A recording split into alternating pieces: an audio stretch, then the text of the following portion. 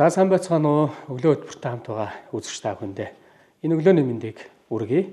За уйлж бямтарч миний би өнөөдөр та бүхэндээ за хөлсөөр ажиллах гэрээ болон ажил гүйцэтгэх гэрээ, хөдөлмөрийн гэрээтэй холбоотой асуудлаар зөвлөгөө мэдээлэл өгөхөөр бэлтгэсэн байнамаа. За та тохирсон ажлаа хийж гүйцэтгсэн боловч таны одоо хийж гүйцэтгсэн ажлын цалин хөлсийг өгөхгүй тохиолдол байна уу? За энэ тохиолдол нэлээд гарч байна. Ялангуяа барилгын туслах ажил гүйцэтгсэн, за барилгын ажил гүйцэтгсэн тохиолдолд ажлын хэлгүүлчээд за мөнгөний нөхгүй, төлбөрийн нөхгүй утсаа авах байдаг, холбогдохоо байдаг, хаана байгаа нь мэддэггүй. Ийм тохиолдлууд зөндөө их болдгоо. Тэгээ ингээ мэргэжлийн хуульчид хүмүүс ханддаг юм аа. Нэг хоёр удаагийн уцтаад хойноос нь хөөцөлтөөд нөгөө хүмүүс нь утсаа авах болчхоор за хойноос нь хайчдаг. За ингээд тэгээд 1 сая 2 сая төгрөгөөр ингээд хүмүүс хохироод баг гэлтгүй мөнгөөр хохироод ингээд эдийн засгийн хохирол амсаад ингээд яваад идэг юм аа. Тэгээ одоо энийг яах вэ? Хэрхэн яаж шийдэх вэ? Хаана хандах вэ гэдэг асуудлаар одоо өнөөдөр та бүхэндээ мэдээлэл өгье гэж бодож байгаамаа. За энэ тохиолдолд таны эрхийг хуулиар хамгаалдаг. За нэгдүгüүрт та хөдөлмөрийн ямар харилцаа үүссэн бэ? Та хөдөлмөрийн гэрээгээр ажилласан уу? Эсвэл хөлсөөр ажиллах гэрээгээр ажилласан уу? Ажил гүйцэтгэх гэрээгээр ажилласан уу гэд гэрээг ямар гэрээгээр ажилласныг эхлээд тодорхойлох шаардлагатай. За тухайн байгууллагад та тогтсон цаг хугацаанд цагаа бүртгүүлээд дотоод журмыг дагаж ажилладаг. За тодорхой цагийн хуваарийн дагуу тодорхой ажлыг гүйцэтгэдэг байвал энэ хөдөлмөрийн эрх зүй харилцаа үүссэн байна гэж үзэж болно. За эсвэл та тодорхой нэг ажлыг гүйцэтгэхээр тодорхой болцолтойгоор тодорхой хугацаатаагаар тодорхой ажлыг гүйцэтгэхээр тохиролцсон. Тухайлах юм бол одоо вебсайт хийх, эсвэл барилгын ажил гүйцэтгэх, барилгын засал гүйцэтгэхтэй холбоотой ажил гүйцэтгэхээр тохиролцсон бол та хэдийн хооронд за ажил гүйцэтгэх гэрээ эсвэл хөлсөөр ажиллах гэрээ байгуулагдсан байна гэж тодорхойлж болно. За энэ харилцааг Монгол Улсын иргэний хууль, за мөн хөдөлмөрийн харилцааг Монгол Улсын хөдөлмөрийн хуулиар зохицуулдаг юм аа. За Монгол Улсын хөдөлмөрийн хуулинд иргэнтаа хөдөлмөрийн гэрээгээр ажил гүйцэтгсэн бол ажил олгогч нь танд сард 2 удаа цалин олгох ёстой. За энэ тогтсон хугацаанд ажил олгогч танд цалингаа өгөөгүй болвол за өгөх ёстой хугацаа хэтэрснээс хойш 30 хоног өнгөрмөгц та тухайн ажил үргээ гүйцэтгэхгүй байж болно. За ажил олгогч хөдөлмөрийн хуулинд зааснаар тогтоосон хугацаанд ажилтан таны цалин өгөөгүй тохиолдолд за холбогдох хариуцлага ногдуулдаг, хариуцлага тооцдог болсон байж байгаамаа. За ингээд таны ажлыг ажил олгогч чинь өгөөгүй тохиолдолд одоо таны цалинг ажил олгогч чинь өгөөгүй тохиолдолд та хаана хандах вэ? Одоо хэрхэн эрхээ хамгаалах вэ гэдэг ойлголт байна.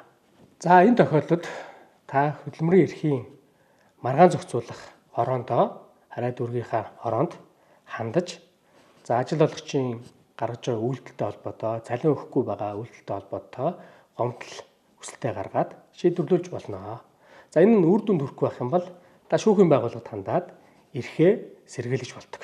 Өөрөөр хэлэх юм бол олох ёстой байсан цалинг чинь олгоогүй, авах ёстой байсан цалин урамшуулж чинь өгөөгүй болвол та Монгол Улсын одоо шүүхэд өөрийнхөө одоо хариуцагчийн оршин байгаа газрын хараа дүүргийн иргэний эрхийн анх шатны шүүхэд нэхэмжлэлээ гаргаж за эрхээ хамгаалуулах бүрэн боломжтой байдаг юм шүү. За нөгөө талаар хөлсөөр ажиллах гэрээч бай, за ажил гүйцэтгэх гэрээч бай.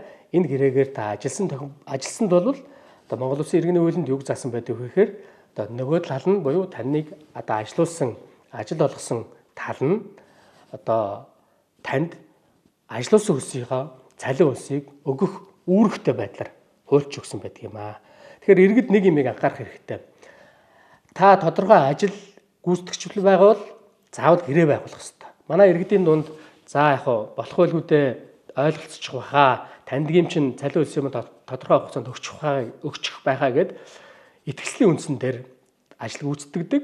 Тэгээ ингээд одоо цалингүй болоод мөнгөгүй одоо тодорхой эдийн засгийн хохирол авсаад үлддэг тохиолдлууд байдаг. Энэний хамгийн чухал юм нь юу вэ гэхээр та одоо хамгийн анх ажил эхлэхдээ таалуудын хооронд гэрээ байгуулаагүй, цалин хөлсөө тохироогүй, цалин хөлс олох хугацаагаа тохироогүй, гэрээнийхээ гол нөхцөлийг тохироогүй, ийм үднээс ийм байдаг учраас тохироогүй учраас одоо ийм асуудлууд одоо талуудын хооронд маргаан гарах асуудлууд үүсдэг юм аа. Нэгэнт одоо талуудын хооронд маргаан үүсэж байгаа тохиолдолд бол нэгэнт эхлээд нэг номерт та мэдээж эв зүгээр одоо асуудлыг шийдэхийг оролдох ёстой.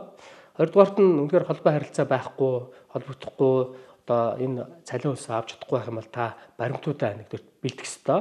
Та хэдийн хооронд байгуулагдсан гэрээ бол гэрээнийхээ хуулбар гэрээгээ за одоо танилуу дансруу чинь мөнгө төгрөг урьдчилгаа цалин урьдчилгаа хийж ирсэн бол тэр урьдчилгаагаа хөдөлмөрийн харилцаагаар ажиллаж ирсэн бол та одоо дансруу хийж ирсэн цалин нийгэм даатгал шимтгэлж төлж ирсэн бол тэр шимтгэлийн хуулбар зэрэгээ та нотгороотой бүрдүүлээд та төрөний нэмийн нийлдэг та шүүхийн байгууллагад хандаж эрхээ сэргийлгэх хамгаалах бүрэн боломж болцоо нээлттэй байдаг юм шүү.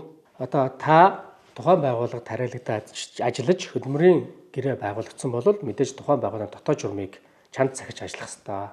Ажлын цагаа баримтлах ёстой, тий? Тохирсон одоо ажил үйлчлэгээ гүйцэтгэх ёстой. Гүйцэтгээгүй байж аж, тий? Ажил хийгээгүй байж аж одоо би цалингаа авъя гэдэж бас болохгүй баха. Тэгэхээр нөгөө талдаа бас ажилтны эрх үүрэг гэж бай. Заас сааталтаа бас ажил олгогчийн эрх үүрэг гэж байгаа. Тэгэхээр та тухайн байгууллагынхаа одоо дүрм журам, дотоод журам, тий журамд захирагтан ажиллах ёстой. Нэг хоёрдугаарт нь тодорхой ажлыг гүйцэтгэхээр байгаа бол манайхны дунд нийтлэг алдаа байдгийг.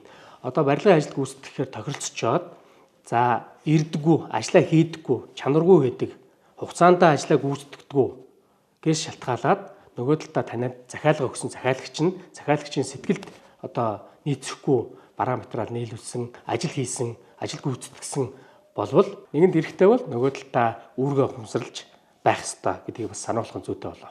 За тэгэхээр энэ удаагийн зөвлөгөө мэдээллээр одоо хөдөлмөрийн гэрээгээр болон ажил гүйцэтгэх гэрээгээр зовлсоор ажиллах гэрээгээр ажилласан боловч цалин хангамжаа авч чадахгүй болвол хаана хэрхэн хандах вэ гэдэг агуулгаар зөвлөгөө мэдээлэл өглөө анхаарал хандуулсан та бүхэнд баярлалаа. Дараа 7 хоногт эргээд уулзъя. Баярлалаа.